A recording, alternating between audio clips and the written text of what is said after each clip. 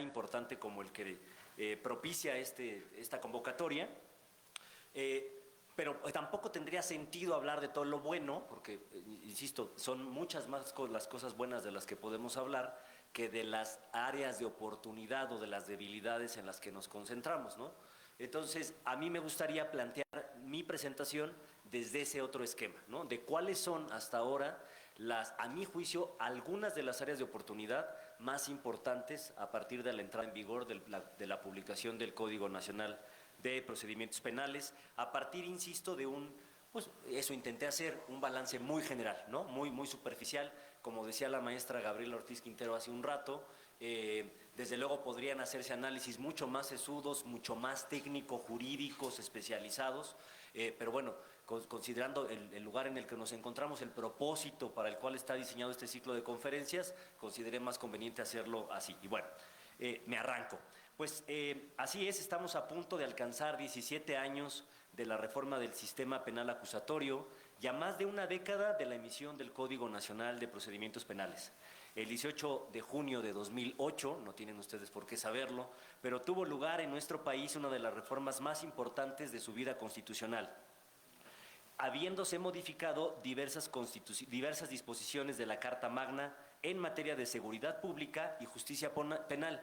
Por cierto, que a pesar de encontrarse íntimamente relacionadas una y otra, es decir, el tema de seguridad pública y el de justicia penal, como una de las obligaciones más importantes del Estado, la primera, o sea, me refiero a la de seguridad pública, se asumió prácticamente sin sobresaltos. O sea, no llamó tanto la atención como sí lo hizo la referida a la modificación del sistema de justicia penal, abandonando uno de corte inquisitivo para ser sustituido por uno más vanguardista, ágil, especializado, transparente y respetuoso de derechos humanos, que desde entonces enarbolaba la oralidad como una virtud prácticamente insuperable.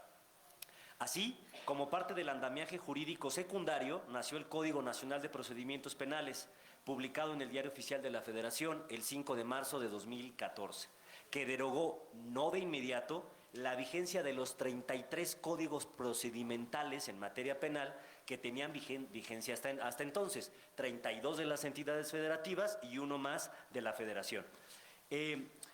Incluyendo, por supuesto, a ese Código Penal Federal de Procedimientos Penales, que estaba vigente desde 1934.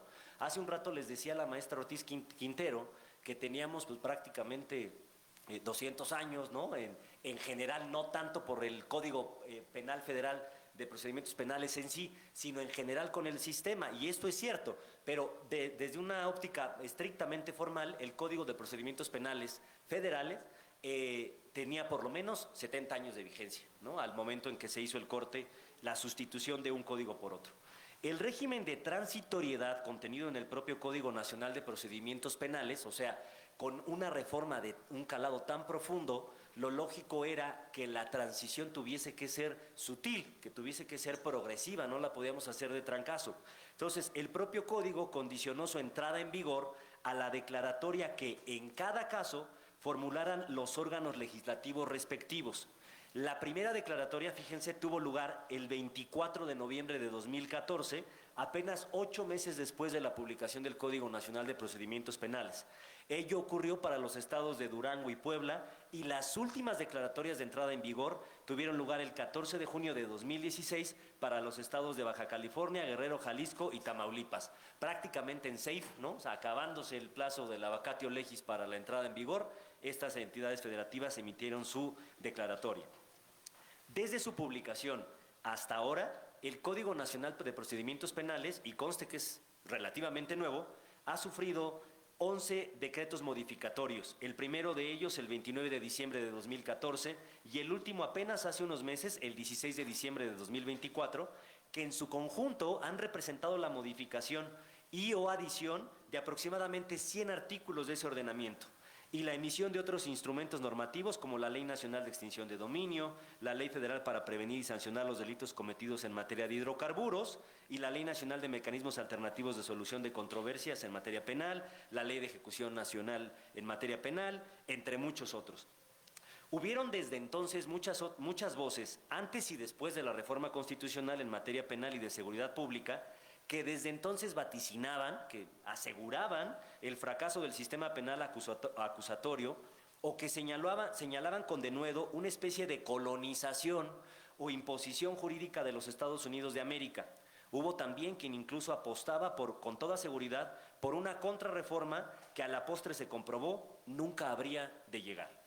Es difícil hablar o asegurar un balance enteramente positivo respecto de la eficacia de un sistema normativo que, como en el caso penal, depende de la conjunción de tantos y tantos factores que le juegan en contra, particularmente cuando en él se han fijado expectativas tan pero tan altas que son prácticamente imposibles de alcanzar.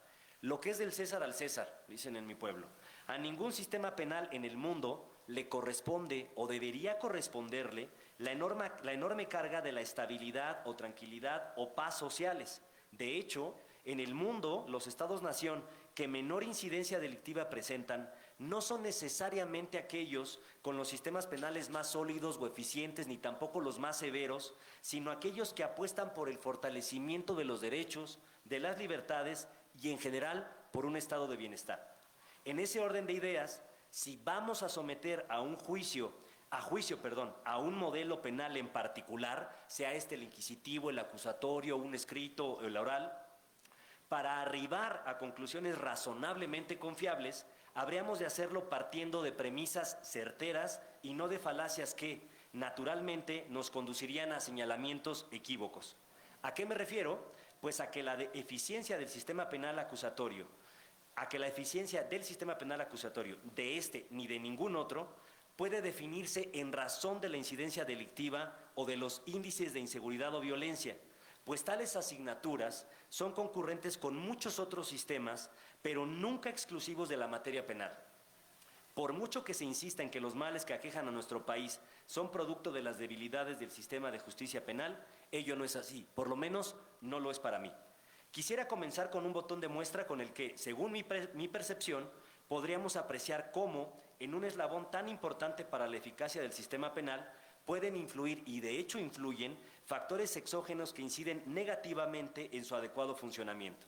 Muestra de ello son las policías. Una de las áreas de oportunidad que señaló la titular del órgano de política criminal de la Fiscalía hace un momento son las policías. El Código Nacional destina uno de sus títulos, el quinto para ser específico, a los sujetos del procedimiento y a sus auxiliares. Con los primeros nos referimos a aquellas personas protagonistas consideradas así por ser a quienes se destina o quienes son el objeto primario, el sujeto primario del procedimiento penal. Y con las segundas a las personas que lo conducen.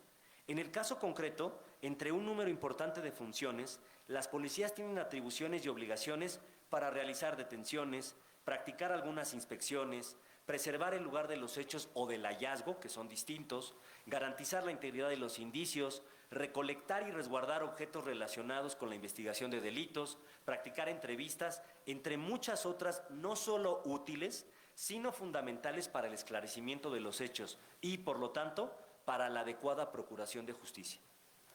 Ese fin último al que pomposamente llamamos justicia no es fruto, porque no puede serlo, de las acciones de uno solo de estos sujetos procesales.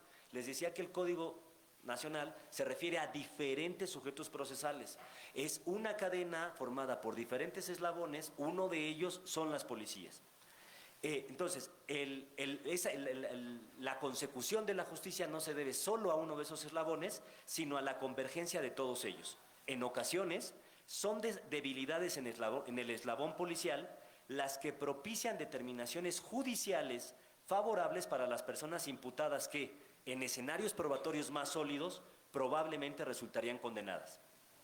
Me anima, sin embargo, confiar en el deber de lealtad, de objetividad, de servicio público que impera en los elementos de las corporaciones policiales y que, con mejoras institucionales, estructurales o sistémicas, es posible profesionalizar esta importante labor. Los aportes y/o efectos de la labor policial no son un asunto menor. Cuando de los errores de la labor policial se trata, sobre todo cuando estos se intensifican, convirtiéndose incluso en prácticas irregulares, identificadas en el proceso como violaciones graves al debido proceso, a que se refiere el artículo 480 del Código Nacional, En caso de interponerse el recurso de apelación, este tendrá por objeto revisar que el dictado de una sentencia hubiese ocurrido en condiciones libres de violaciones a derechos humanos o, en su defecto, es decir, de lo contrario, de identificar que el procedimiento y la sentencia a que se arribó a partir de ese procedimiento se hizo con presencia de violación a derechos humanos, el efecto sería el de reponer las actuaciones en las que se hubiesen identificado esta violación o esta serie de violaciones. Pero a todo esto, ¿qué es lo que entendemos por debido proceso? ¿Qué derechos específicos o violaciones concretas son las que podemos entender como constitutivas de lesiones contra el derecho al debido proceso?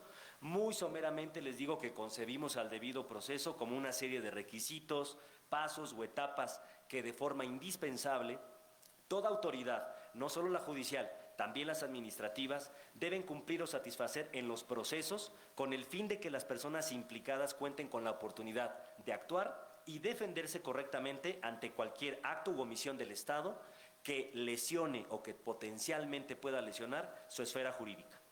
Podemos encontrar áreas de oportunidad desde lo cuantitativo hasta lo cualitativo. Con datos del Censo Nacional de Seguridad Pública Estatal del año 2024, que es la más reciente elaborada por el INEGI, 3 entidades federativas concentran poco más del 53% del personal adscrito a instituciones de seguridad ciudadana, de un total de 235,832 elementos. En primer lugar, adivinen quién está, la Ciudad de México, con 92,000 elementos que representan prácticamente el 40%, el Estado de México con 20,797, equivalentes a un 8,8%, y el Estado de Veracruz con 12,344, equivalentes a un 5,2%. Hasta ahí hago una pausa para que se den cuenta de cuál es la distribución tan inequitativa, ¿no?, tan dispar, que 3 entidades federativas tengan concentradas, hay otras 29 entidades federativas, ¿no?, en donde se reúne un porcentaje pues ya muy poco significativo, ¿no?, considerando el número de entidades federativas de que se trata. Bien, al final de la tabla tenemos entidades así de preocupantes como Baja California Sur, Aguascalientes y Colima, cada una de ellas con menos de 1,000 elementos policiales. Cifras que reflejan una franca desproporción e insuficiencia de personal. En la tasa nacional, la Ciudad de México reportó el más alto índice de elementos policiales con 3,41 elementos por cada 1,000 habitantes. Sin embargo, de aquella cifra global, no todos los elementos policiales están destinados a prevención o investigación del delito. Es decir, si las cifras de por sí son limitadas, del recurso, el capital humano de por sí es poco, eso todavía riñe más o se agrava más el escenario cuando ponemos en perspectiva que no todos ellos están dedicados a labores de investigación o de persecución del fenómeno delictivo. En el índice nacional, la mayoría, 82,874 elementos, estuvieron asignados a labores de proximidad social, seguidos de 73,000 elementos dedicados a prevención, 22,496 a reacción y solo 3,252 a investigación. Ahí calcúlenle ustedes. Para fortalecer la capacidad de respuesta a la investigación de hechos delictivos, el 1 de enero de este año entró en vigor el decreto por el que se reformó el artículo 21 de la Constitución Política de los Estados Unidos Mexicanos. ¿Qué ocurrió con esa reforma? Que la Secretaría de Seguridad Pública y Protección Ciudadana asumió más atribuciones y a partir de entonces puede fungir como un área responsable para la investigación de delitos, fortaleciendo así sus operaciones en materia de seguridad pública y de protección ciudadana. El decreto publicado el 31 de diciembre de 2024, que dije entró en vigor el 1 de enero de este año, permitió a la Secretaría no solamente concentrar la dirección de la Estrategia Nacional de Seguridad Pública, sino que además con esta reforma materialmente se incrementaron de manera significativa el número de efectivos dedicados a labores de investigación, no solo en el ámbito federal, sino en estrecha coordinación con los otros 2 órdenes de gobierno. Dejo esto, digamos, hasta allí como para que se den cuenta de cuál es el escenario del esquema policial, de este eslabón, sumado a otras áreas de oportunidad como podría ser la de capacitación, la salarial o de la de seguridad de las propias instituciones, de los propios integrantes de corporaciones policiales, ¿no?, como una de las asignaturas en la que sería importante reflexionar. Una más de las figuras que resultaron de novedosa incorporación en el Código Nacional de Procedimientos Penales fue lo que conocemos como la acción penal por particulares.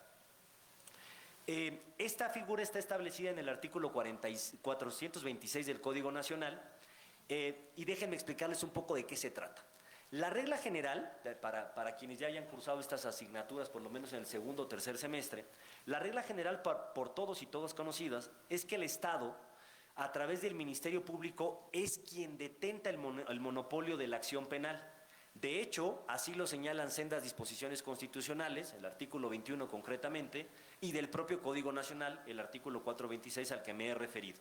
No obstante, este Código Nacional incorporó una fórmula excepcional bajo la cual son los particulares, ustedes, cualquiera de nosotros como justiciables, quienes directamente podemos ejercer la acción penal acudiendo ante el juzgado de control.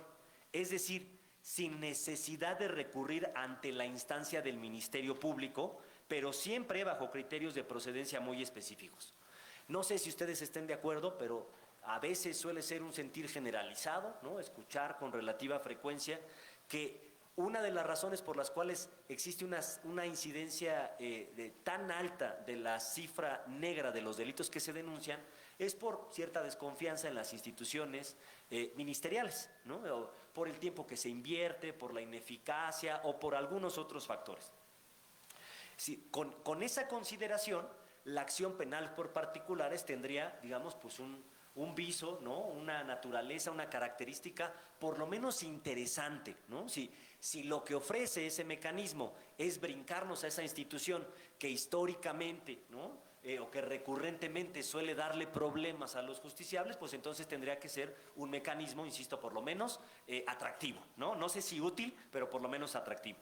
En la exposición de motivos del dictamen del Congreso por el que tuvo lugar la reforma constitucional de 2008, que a la postre permitió la emisión del Código Nacional, con la inclusión de aquella figura, respecto de la reforma al artículo 21 constitucional, se señaló en específico que se hacía evidente la necesidad de romper con el monopolio de la acción penal que actualmente tenía el Ministerio Público.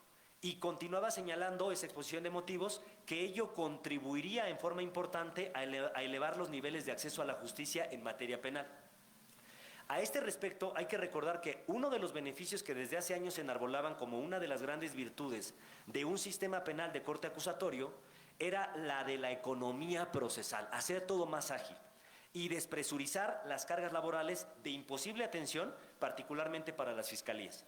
Más o menos bajo esa lógica se concibió la figura de la acción penal privada, primero acotada a ciertos delitos en los que fuese claramente identificada una lesión a bienes jurídicos individuales y no a afectaciones públicas. De ahí que uno de los requisitos de que para que la acción penal privada proceda, únicamente en tratándose de delitos perseguibles por querella, es decir, donde el interés por la persecución penal sea personalísima. Por ejemplo, en tratándose de delitos patrimoniales. Y contrario sensu, que el interés afectado no fuese nunca de naturaleza general. Con datos de la Encuesta Nacional de Victimización y Percepción sobre Seguridad Pública 2024, también elaborada por el INEGI, durante el año 2023 se cometieron 31.3 millones de delitos asociados a 21.9 millones de víctimas. Ese instrumento midió los delitos más representativos del fuero común, entre los que encontramos fraude con un 21%, robo en calle o en transporte público con prácticamente un 20%, extorsión con prácticamente 16% y robo total o parcial de vehículo con prácticamente un 11%. Muchos de estos delitos se traducen en millones de delitos del fuero común que, adivinen qué, son perseguibles por querella y por lo tanto susceptibles de la aplicación de la acción penal privada. Y sin embargo, encontramos una abrumadora cifra negra de delitos no denunciados ni ante el Ministerio Público ni ante el juez de control, como se esperaba que funcionara la acción penal privada, ¿no? Entonces, más o menos resumen de esta figura es, pues no está, por muy bien que teóricamente estuviese concebida, no está dando, por lo menos hasta ahora, los resultados que esperaríamos, ¿no? Identificando que hay una posibilidad para que la víctima, ¿no?, del delito, esta a la que se refería también la maestra Ortiz Quintero hace un rato, cobrara centralidad y protagonismo en el proceso penal, y segundo, que ya no tuviese una incidencia esta autoridad que históricamente ha sido criticada y que se sustituyera por otra en la que se depositaba un mayor nivel de confianza ciudadana. Segunda figura. Tercera, paso a la tercera. Delitos cometidos por personas morales. En el Código Federal de Procedimientos Penales, vigentes desde 1934, abrogado por el surgimiento del Código Nacional, no se reconocía un procedimiento especial para personas jurídicas, como sí ocurre en el último. Era una deuda pendiente que, con independencia de las responsabilidades penales en que incurrieran las personas físicas, también se identificaran y se sancionaran aquellas conductas delictivas que se propiciaran, por deficiencias o debilidades en estructuras empresariales carentes o con insuficientes mecanismos de control tendientes a evitar que, en su nombre, en su representación y o haciendo uso de sus recursos o en su beneficio, propiciaran la comisión de conductas delictivas. Hasta ahí, totalmente encomiable el reconocimiento de la figura de delitos cometidos por personas morales, que sin embargo no ha tenido la operatividad esperada en razón de lo siguiente. Fíjense que el último párrafo del artículo 421 del Código Nacional señala que las personas jurídicas serán plenamente responsables únicamente por la comisión, y hago el énfasis en la palabra únicamente, por la comisión de los delitos previstos en el catálogo dispuesto en la legislación penal de la Federación y de las entidades federativas.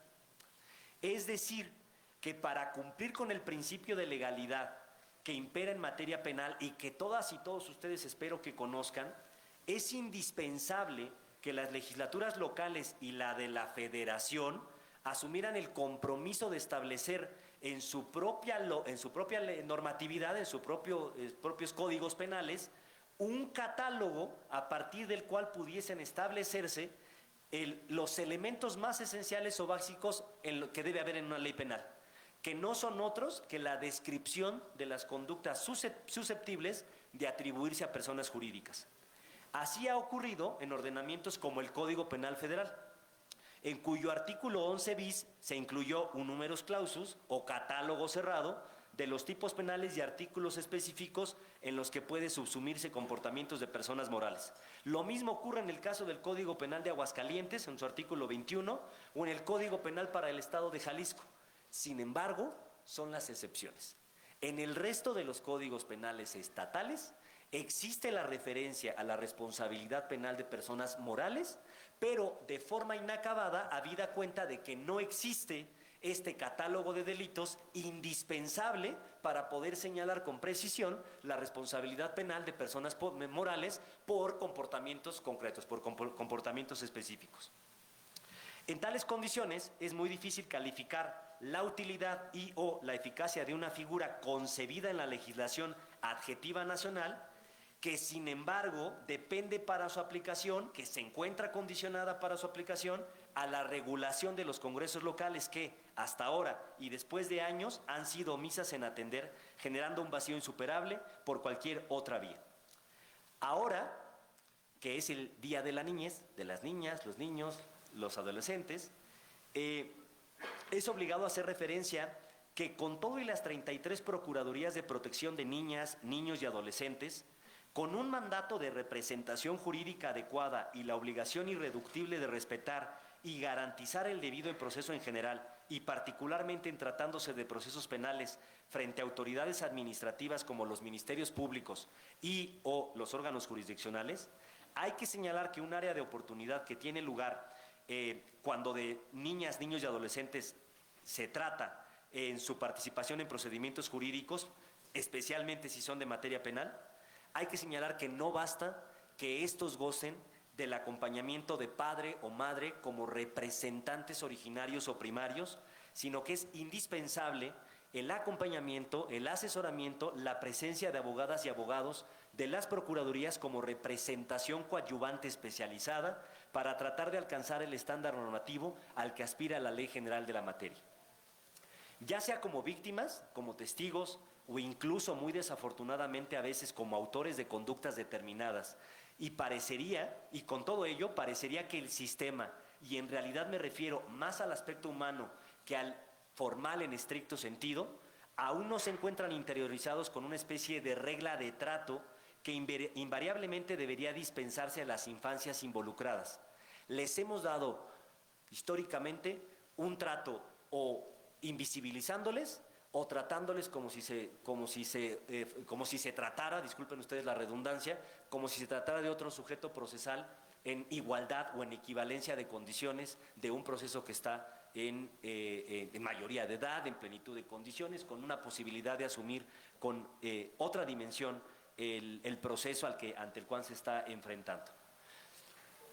En fin, las conclusiones, el balance general será, por supuesto, el que cada una y cada uno de ustedes defina en razón de sus propios saberes, de sus experiencias, en los que esperamos contribuir al final de este ciclo de conferencias, no solo de esta mesa, sino les rogaría su presencia el próximo viernes, con las muy importantes aportaciones de académicas y académicos, abogados y abogadas postulantes, operadores jurídicos del ramo en muy distintas especialidades. Muchísimas gracias por su atención y muy buena tarde.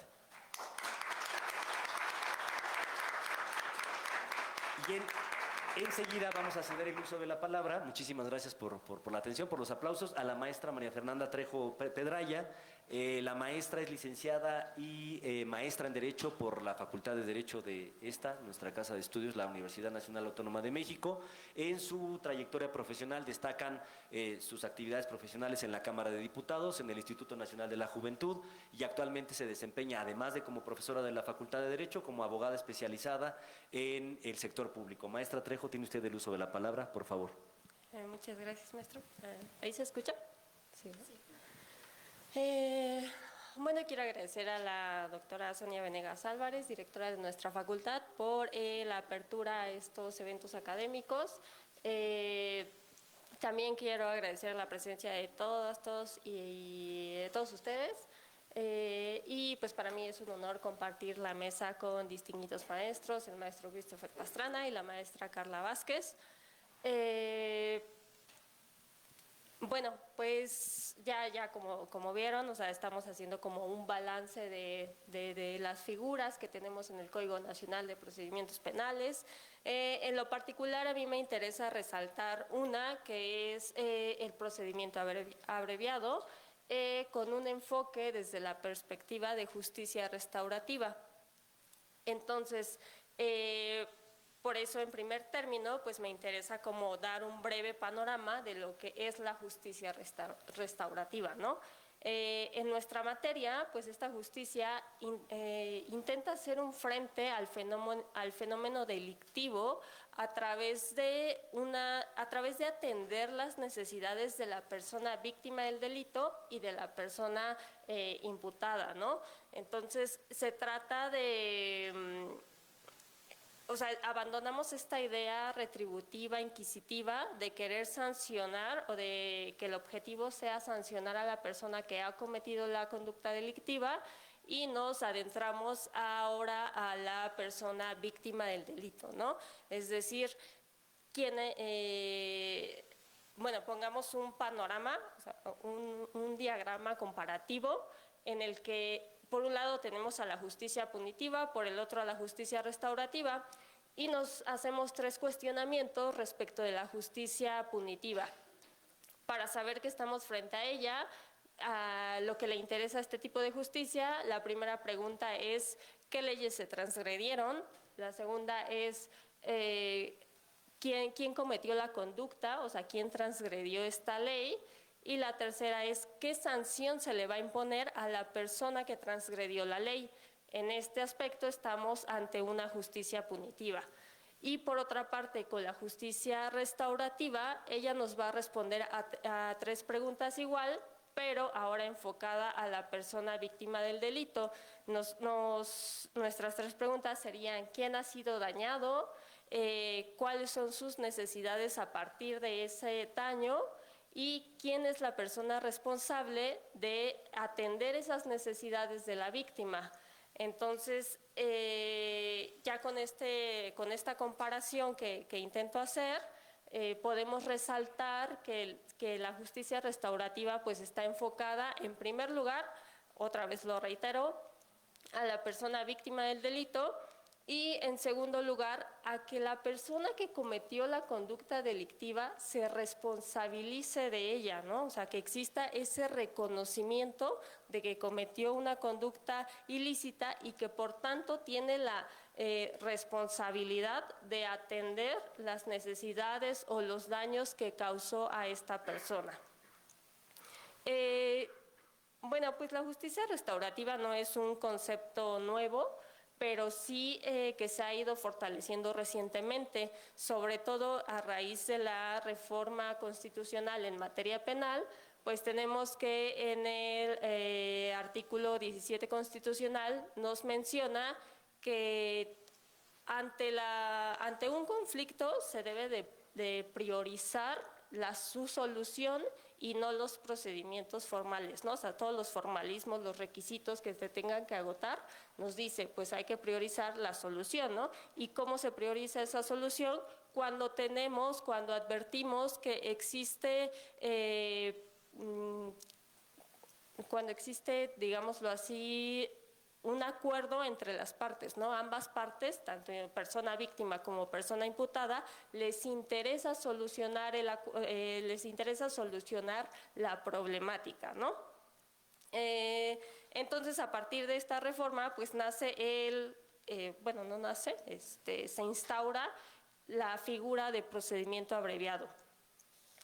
Básicamente, o sea, un breve resumen de en qué consiste el procedimiento abreviado. Para empezar, debemos de tener que es una forma de terminación anticipada del proceso ordinario, porque contamos con diferentes figuras en el Código Nacional de Procedimientos Penales alternas al procedimiento ordinario. Por un lado, tenemos los mecanismos alternativos de solución de controversias. Por otro lado, tenemos las soluciones alternas y esta única forma de terminación anticipada del procedimiento. Ahora, ¿cómo vemos la justicia restaurativa aquí? Porque por excelencia, el mecanismo restaurativo en el que se refleja al 100% este tipo de justicia es la Junta Restaurativa, que la tenemos contemplada en la Ley de Mecanismos Alternativos de Solución de Controversias. Entonces, esa es por excelencia la figura, ¿no? Pero también hay quienes consideran que la conciliación, la mediación y otros tipos de mecanismos alternativos, pues, pueden constituir justicia restaurativa. En lo personal, para mí no lo constituye porque no cumplen con todos los principios de este tipo de justicia, que ahorita más adelante lo vamos a precisar. Entonces, otra vez me regreso al procedimiento abreviado. Tenemos ya que es una forma de terminación anticipada del proceso y está regulado en el Código Nacional de Procedimientos Penales del artículo 201 al 207. Brevemente, pues nos dice que debe de existir una voluntad de la persona víctima del delito, la manifiesta a través del Ministerio Público y el Ministerio Público es quien realiza la solicitud formal ante el juez de control, ¿no? Esta solicitud se debe de hacer una vez que ya se dictó el auto de vinculación a proceso y hasta antes de la emisión del auto de apertura a juicio oral. Esa es la temporalidad en la que se debe de presentar. ¿Cómo sucede esto? O sea, es en la audiencia, el Ministerio Público presenta su formulación de acusación y los medios de convicción con los que cuente la carpeta de investigación, donde se determine pues, que se le imputa el delito a la persona, ¿no?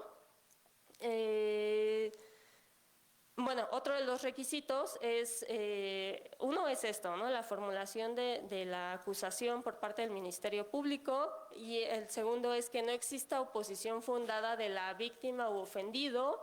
También debe de existir el reconocimiento por parte del imputado de, obviamente, su responsabilidad penal, pero también debe de estar consciente, debe de manifestar que conoce su derecho al juicio oral y a su vez que renuncia al mismo. También debe de reconocer los alcances y la aplicación del procedimiento abreviado y que se va a sujetar a los medios de convicción con los que cuenta el Ministerio Público, que a través de ellos es con los que se va a establecer su sanción, ¿no? Entonces decimos que ¿qué ventaja tiene el procedimiento abreviado en términos generales? Vamos a decir que, por un lado, pues ya nos agota la etapa de juicio oral, es decir, se reduce los mecanismos procedimentales, y por otro lado tenemos que para la víctima pues ya tiene ese reconocimiento de que alguien cometió pues el delito, ¿no? O sea, de que la persona está reconociendo su responsabilidad.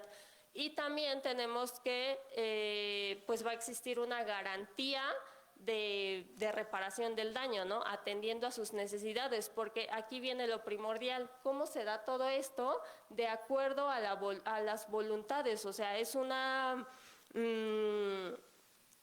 tanto víctima como la persona imputada, a través del Ministerio Público y de su defensor, pues van a estar haciendo como un acuerdo, ¿no? De, a ver, yo qué necesito, tú qué necesitas, qué reconoces, qué medios de convicción tienes, y en general, ¿no? O sea, estos, antes de que el Ministerio Público formule la petición, se llega a un acuerdo, ¿no? O sea, antes se dan estas pues, pláticas, si lo quieren llamar así, para llegar a esa definición de cómo se le va a reparar a la víctima del delito.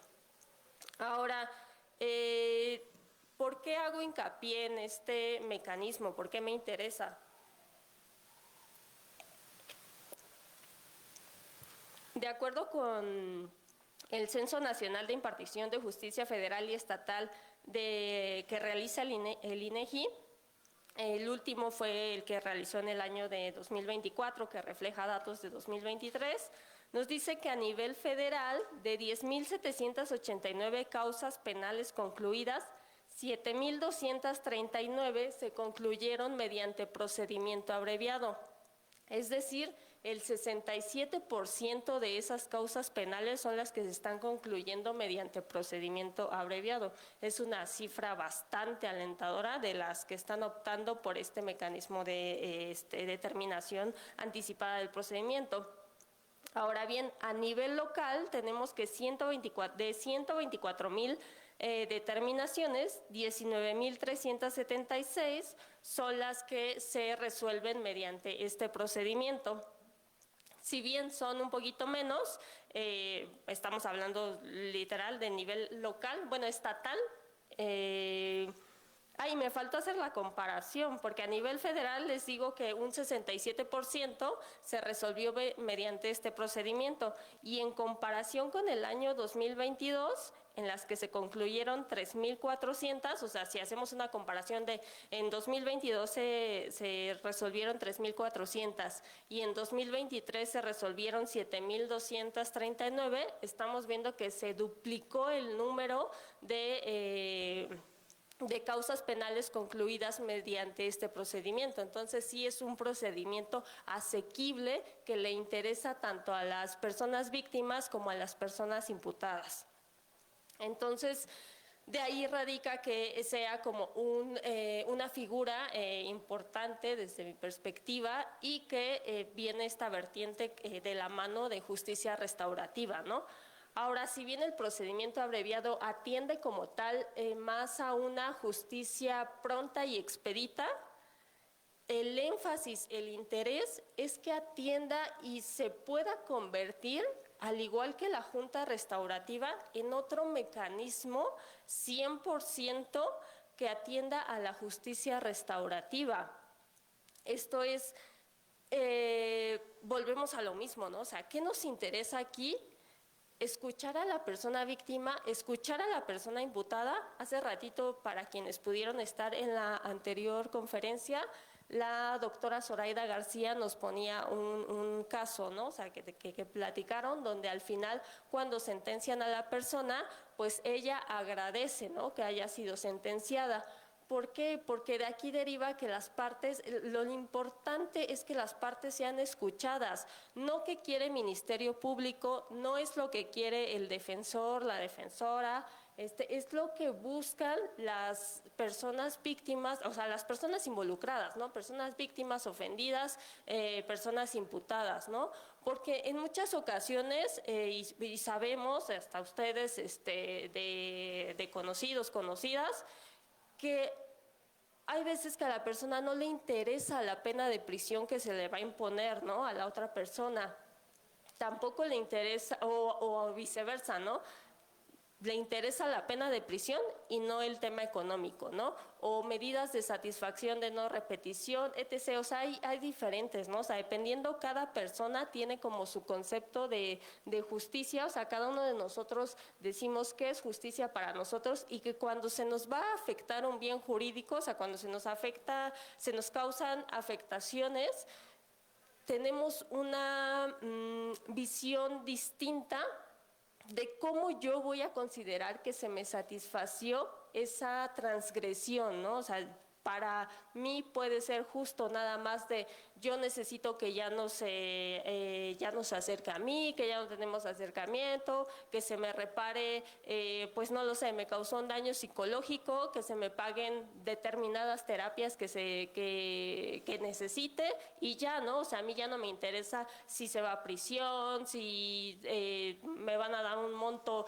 económico mayor. O sea, yo con esto estoy satisfecha, ¿no? Entonces, de ahí deriva la importancia de escuchar a las partes, y también la persona imputada, ¿no? Es como de, ok, yo reconozco que cometí dicha conducta ilícita y me hago responsable.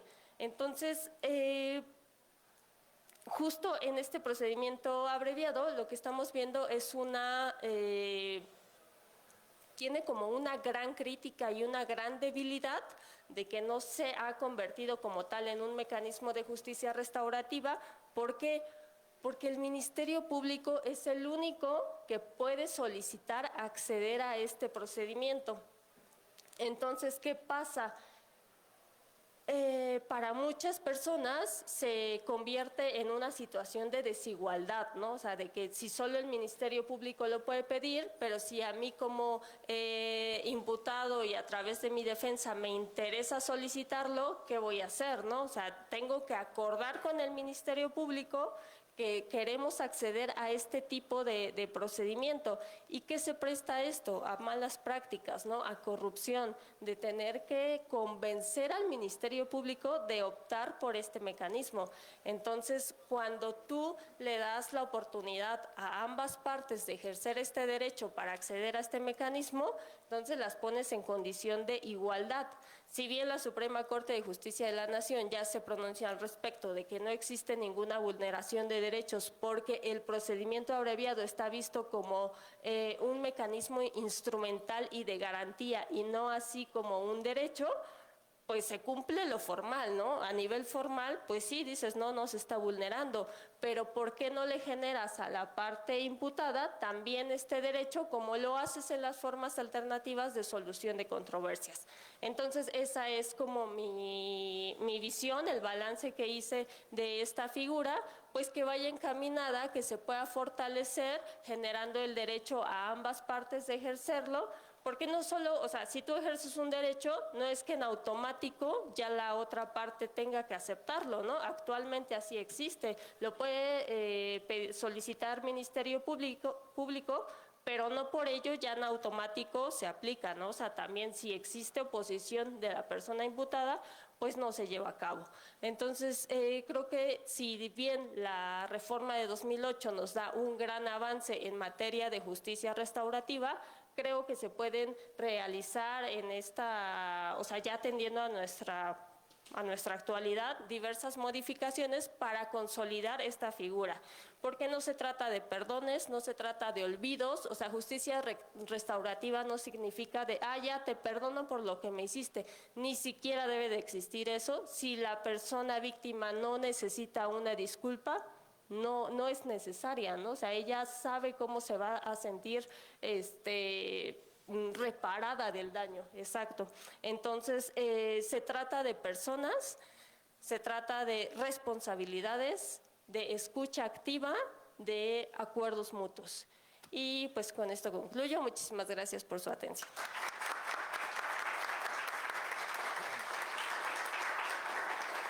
Muchas gracias, maestra Fernanda Trejo, por sus aportaciones, y finalizaríamos con la participación de la maestra Carla Vázquez Barrera, a quien presento brevemente. La maestra Carla Ivonne Vázquez Barrera es licenciada en Derecho y especialista en Derecho Penal por esta Facultad de Derecho de la Universidad Nacional Autónoma de México.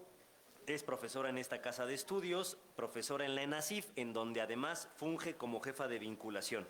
Maestra Vázquez Barrera, tiene el uso de la palabra, por favor. Muchas gracias.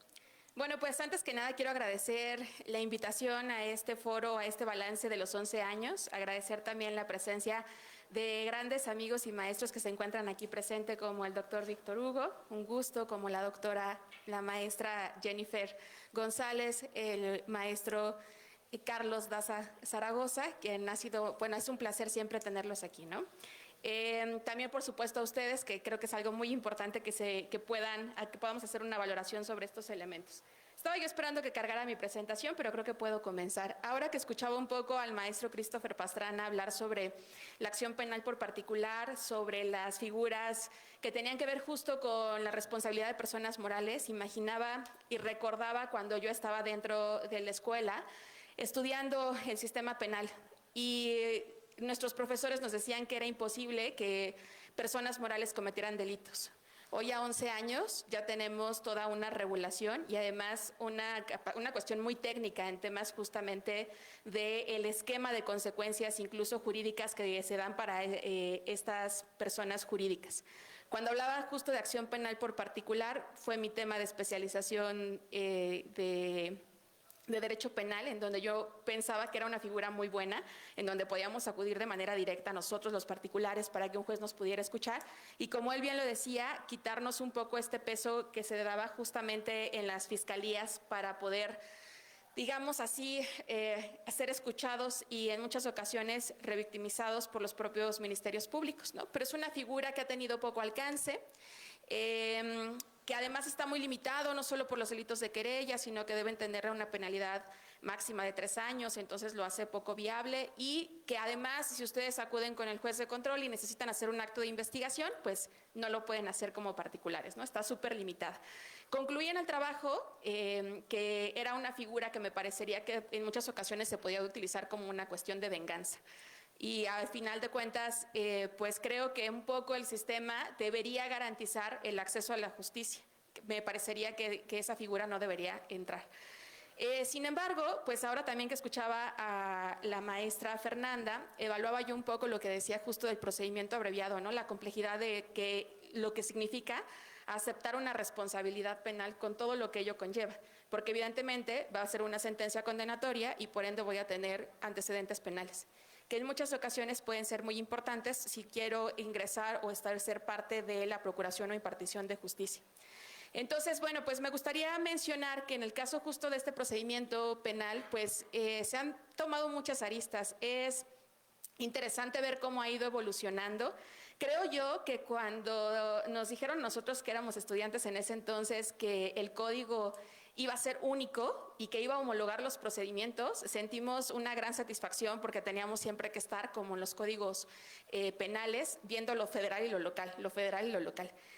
Pero cuando se dio la expedición del Código Nacional de Procedimientos Penales, pues también se dio cambios normativos muy importantes y un sinnúmero de legislaciones que tuvimos entonces también que aprendernos y que estructurar y observar buenas, digamos, como toda la estructura de cómo se iba a llevar a cabo este procedimiento.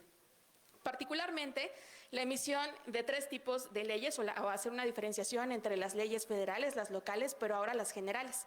Que si ustedes observan su artículo 73, fracción 21 constitucional, tenemos varias leyes que tienen que ver justamente con delitos muy particulares: desaparición, tortura, tratos crueles, inhumanos o degradantes, secuestro, delitos de carácter electoral y trata de personas.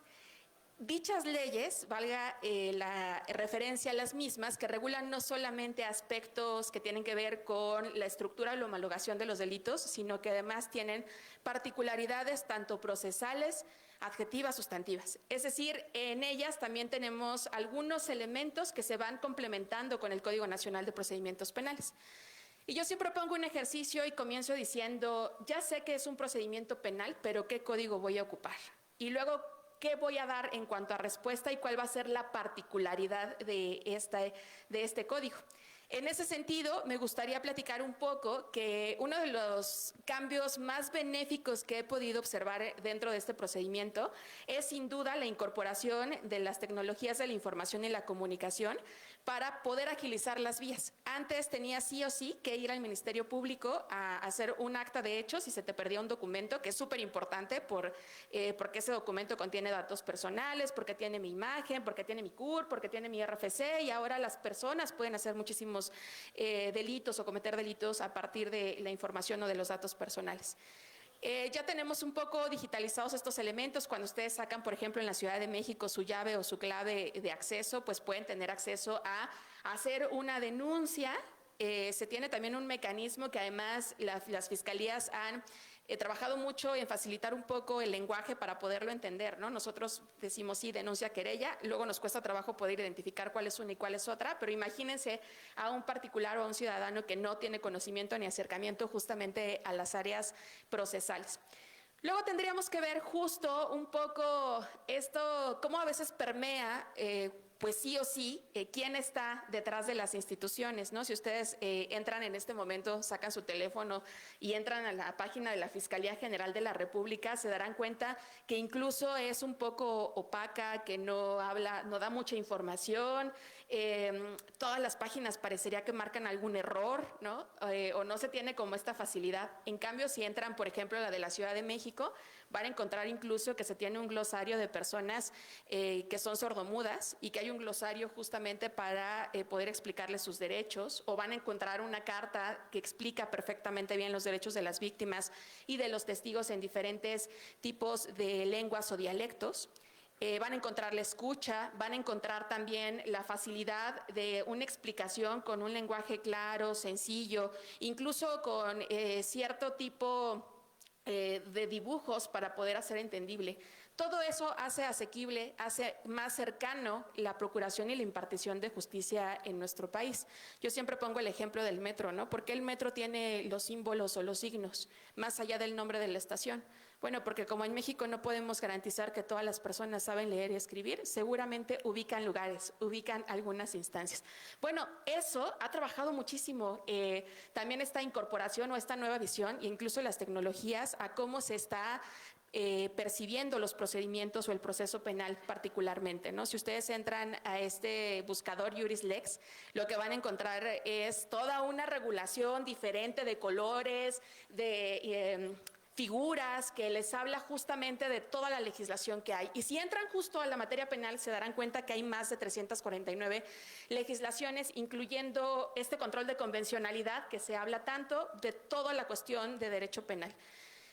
Eso me hace reflexionar en que sí homologamos el procedimiento, pero tenemos que incorporar, digamos, algunas otras legislaciones, y se tuvo que fortalecer varios elementos, particularmente, por ejemplo, la cuestión de la flagrancia, que se da mucho justo para la detención de los delitos, en donde en un primer momento se acordarán, queridos maestros, que las flagrancias prácticamente hicieron una puerta giratoria, porque había tantas violaciones en las detenciones que entonces pues se acababa justo con decretar la libertad.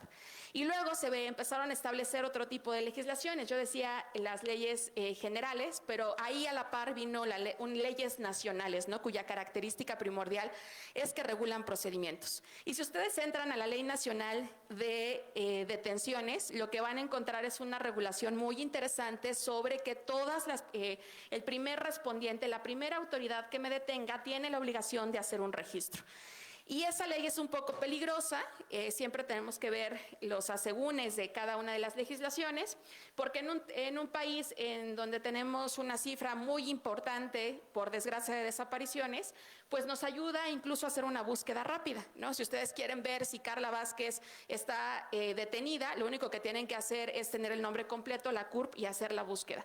Y entonces, gracias a esa Ley Nacional de Ejecución, pues se puede tener materializada esa búsqueda y digamos un poco más concreta. Y se establecieron también muchos candados respecto a cómo tendrían que ser estas detenciones. Particularmente la Ley Nacional de Ejecución llama la atención el artículo 18 porque establece que en efecto Carla puede ser detenida por una orden de aprehensión, una orden de comparecencia, por un citatorio y que puede ser resguardada si hay caso de flagrancia, si hay caso de urgencia, pero también pone algo más, dice que puede ser detenida si comete una falta de carácter administrativa, es decir, si tira basura, si orina en la calle, si bebe en la calle. Lo interesante justo de esa ley es que no solamente van a tener mi nombre, sino todos los datos personales para poderme hacer identificable. Y esa legislación establece en su artículo 23 que se debe después hacer una actualización sobre los datos que están resguardados, incluyendo datos biométricos que permitan la identificación plena de Carla. Entonces, no solamente me van a hacer tocar el piano, sino además puede ser que tengan mi voz, que tengan mi iris, que tengan mi imagen, mis perfiles. Y eso, híjole, cuando se trata de una autoridad y cuando no se dota a las policías para poder tener dispositivos específicos para poder recabar la información, pues cuesta un poco de trabajo. También esa legislación, en su último artículo, en el artículo 33, dice que los datos se pueden cancelar, ¿no? Puede ser que haya una equivocación, que haya un homólogo y que pues me hayan detenido, pero nada que ver Carla Vázquez, o que se haya iniciado la carpeta de investigación, pero me deslinden responsabilidad. Sin embargo, dice que se cancelan los datos, pero que van a permanecer en una base de datos. Entonces, si ustedes tienen un problema con posterioridad, pues ahí va a surgir toda esta base de datos, ¿no? Va a tener justamente toda la información. Me llama mucho también este procedimiento para personas inimputables. En el Código de Procedimientos para el Distrito Federal y el Código Federal de Procedimientos Penales, pues no se establecía ningún tipo de procedimiento. De hecho, casi ni se hablaba de las personas inimputables, ¿no? Nuestro Código Penal de 1933 dice que son aquellas personas que puedan tener un trastorno mental, lo cual es muy complicado porque ahora hablamos incluso de trastornos que poco conocíamos o que no se hablaba, ¿no? El síndrome de Asperger, autismo, los tipos, los grados y los tipos. Y bueno, este código establece un procedimiento que se tiene que dar justo para personas inimputables. Es muy corto los artículos que hablan justo sobre personas inimputables, pero dice algo muy interesante. Dice que todas las personas que puedan tener esta relación con la persona que pueda tener un trastorno o que a lo mejor se pueda observar un trastorno, tienen que hacer algo que se llama ajustes razonables. Y es muy interesante porque esos ajustes tendrían que obligar a todos los que estamos inmersos en los procedimientos a hacer que la persona pueda comprender lo que está sucediendo. Y eso es difícil cuando no sabemos las características de los trastornos, cuando no tenemos formación en temas de salud mental o desconocemos mucho el alcance de la psicología jurídica y de la psicología forense. Sin embargo, allí está el procedimiento. Y es muy interesante ver cómo es que a partir de ello, de todos estos procedimientos especiales, también se empiezan a tener ciertas particularidades y obligaciones, sobre todo y particularmente para el órgano jurisdiccional, que tiene que ver con la aplicación no solo del protocolo de perspectiva de género, sino de niñas, niños, adolescentes, de personas indígenas, de personas de la comunidad LGTQI+, sino que entonces se vuelve un bagaje tan interesante y tantos procedimientos que no es cierto que solo es el Código Nacional y que si lo sabes, lo entiendes y lo ubicas perfectamente bien en cuanto a sus artículos, que se van modificando, como lo mencionaba el maestro, con estas 10 reformas que se dieron ya durante este periodo de los 11 años, pues lo que tendríamos que pensar es que tenemos que hacer ejercicios de sumamente una actualización de manera constante, ¿no? Sumado a que particularmente en los procedimientos que estaba estableciendo la maestra Fernanda, sobre todo en el procedimiento abreviado y en el criterio de oportunidad, el artículo 256 y el artículo 202 de dicho ordenamiento procesal establecen que se deberán aplicar los acuerdos del procurador. Y los acuerdos hay pues 33 acuerdos vigentes, ¿no? Entonces, ¿qué es lo que tendríamos que observar? No solo la regla, yo no puedo llegar con mi cliente y decir, pues tú lee el artículo 203 y 201 al 207 del procedimiento abreviado y lo vas a entender perfectamente, ¿no? Porque hay una sobreregulación, desde mi perspectiva, sobre ciertos elementos. También creíamos que el Código Nacional de Procedimientos Penales iba a homologar cómo se llevaban a cabo particularmente las audiencias. Y recientemente el Consejo de la Judicatura Federal publicó una guía de conducción de audiencias. Generalmente en nuestras clases nos enfocamos a la audiencia inicial, a la audiencia intermedia y a la audiencia de juicio, por ser aquellas que tienen mucho bagaje procesal y que tienen una, digamos, particularidad, ¿no? que hace material el artículo 211 del ordenamiento procesal. Pero cuando se sentaron justamente los jueces y los magistrados para ver los tipos de audiencia, esa guía quedó construida por más de 44 tipos de audiencia, ¿no? ¿Cuántas audiencias hemos llevado nosotros que sean al menos la mitad, ¿no? Que sean diferentes las audiencias. Entonces, ¿qué se hizo? Bueno, primero se homologó, porque evidentemente costaba mucho trabajo entender a los juzgadores. Ya lo decía justamente la maestra Gabriela Ortiz, que tiene que ver justo con esta transición que vamos a tener ahora con la reforma judicial. Lo preocupante es, ¿los nuevos jueces sabrán llevar las audiencias? Y luego, ¿podrán valorar prueba? ¿Qué tanto conocimiento científico o de psicología del testimonio o de valoración del testimonio pueden tener? Va a ser muy complicado y creo que vamos a tener que sufrir estos efectos. Y me pregunto yo, ¿esta reforma podrá tener la capacidad para que las personas que van a llevar su primera audiencia en el cierre de una audiencia de juicio oral puedan emitir un fallo y explicarlo? Y luego, ¿podrán tener las herramientas para el dictado de una sentencia? ¿Podrán tener la capacidad de síntesis para poder trabajar en sentencias de fácil lectura que puedan reducir el conocimiento de esa sentencia de 100, 200 fojas en solo 2 hojas? ¿Que pueda tener estas características particulares para personas con discapacidad, para niños, para niñas, para niñes, para adolescencias? Creo yo que el reto va a ser mayúsculo. Y creo que va a ser un problema que tiene que ver justo con que, por supuesto que todos quisiéramos ser jueces, magistrados, ministros, pero habría que hacer un ejercicio de conciencia. ¿Qué tanto tenemos estos conocimientos o tenemos establecidos ciertos elementos particulares? Desde la Escuela Nacional de Ciencias Forenses se trabajó unas guías para la valoración de la prueba judicial en 11 materias y está por salir, espero, el siguiente año el tomo de más.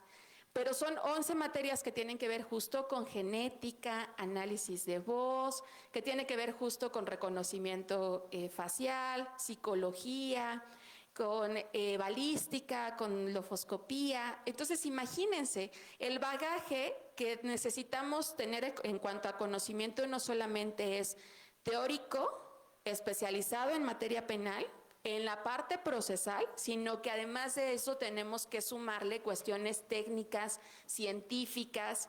Veía yo hoy en la mañana un juez que ahora está utilizando la inteligencia artificial. También el Consejo de la Judicatura Federal tiene una guía para poder hacer la individualización de sanciones utilizando la inteligencia artificial.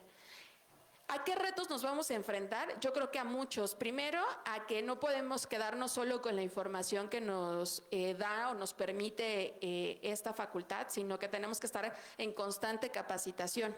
Creo yo que uno de los problemas en el caso particular de los acuerdos de los fiscales es que llegan con una duración de 4, de 7, de 6 años, se van y la persona que los releva entonces empieza a hacer cambios. Y claro, hay como cortes. Por supuesto que cada uno tiene como finalidad su plan de política criminal y todos estos documentos que son muy interesantes, pero el problema son los cambios, que no dan una estabilidad y que seguimos enfrentándonos pues a un problema de una falta de claridad desde mi perspectiva justo en este procedimiento. No, yo siempre digo que la mejor forma de poder tomar apuntes es cuando es una clase que es netamente procesal, es justamente leyendo el código y haciendo correlaciones, ¿no? Es justamente por eso los códigos que son comentados son más caros, porque alguien se sentó y dijo, a ver, me voy a sentar y voy a estar observando y voy a ver cuáles son las actualizaciones, cómo se lleva a cabo, qué normativas están vinculadas. Y a la par de ello tendríamos que poner cierto énfasis en qué va a pasar sobre estos cambios que se van a dar a partir de la reforma judicial y cómo es que se va a tener incluso pues el seguimiento de las audiencias, si esto no va a llenar de recursos, de apelaciones, de amparos, si no se va a tener que estar ordenando de manera repetida, por poner un ejemplo, la reposición del procedimiento, que eso afecta en mucho sentido pues la propia naturaleza y la contradicción de este esquema. Creo yo, y con esto me gustaría justamente cerrar la idea, que el Código Nacional de Procedimientos Penales es una normativa que es perfectible, pero que involucra evidentemente un cambio muy importante en cómo es que estamos llevando cada una de las audiencias, qué es lo que estamos evaluando, pero además de ello, pues estar digamos, como observando cuál es la consolidación de este sistema, ¿no? ¿Qué es lo que busca hacer más accesible la justicia? Realmente se esclarecen los hechos, se protege al inocente, se castiga al culpable y se da la reparación del daño. Creo que eso son temas que son pendientes y que a mí me parecería que no se trata de una legislación, sino que también tenemos que hacer un cambio de conciencia social y que eso nos va a permitir poder evolucionar en cómo se lleva a cabo la procuración e impartición de justicia de nuestro país. Muchísimas gracias. Bien, muchísimas gracias, maestra Vázquez Barrera. Pues con esto estaremos finalizando la tercera ponencia de esta mesa. Les agradecemos su atención, su paciencia, su asistencia. Doctor Víctor Hugo Pérez.